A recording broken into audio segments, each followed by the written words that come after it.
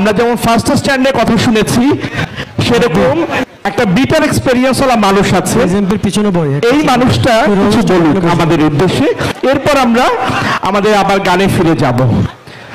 ওনার পাশে আমাকে একটু চিকন লাগে, পাশে দাঁড়ালাম তার জন্য। Thank you. Bitter experience basically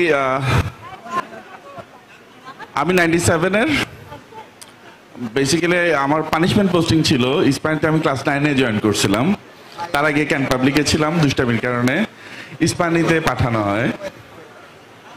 but ইস্পানিতে এসে আমার যে এক্সপিরিয়েন্স ছিল আমি সারা জীবন ভুলবো না।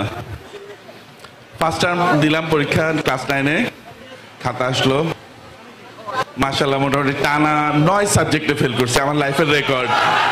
প্রতিটা খাতা দেয়, আসে আমি ঘামতে থাকি, হোয়াট ইজ দিস, একটা দেখি ফেল, আরেকটা আসে ফেল, মানে আমার লাইফে যা রেকর্ড ছিল সব রেকর্ড শেষ হয়ে গেছিল এবার।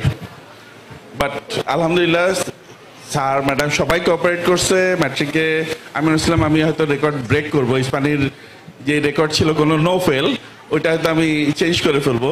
পরে দেখলাম না, স্টার 4টা লেটার নিয়ে পাস করছি। Thank you Bhowmik sir and টিচাররা, থ্যাংক ইউ সো মাচ।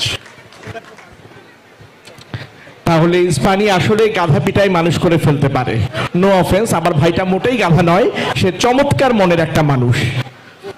তার জন্য আবারও সজোরে করতালি, কারণ মানে এই বিটার এক্সপিরিয়েন্সটা সবাই বলে না, হি হ্যাজ দ্য কারেজ, এটা বলেছে।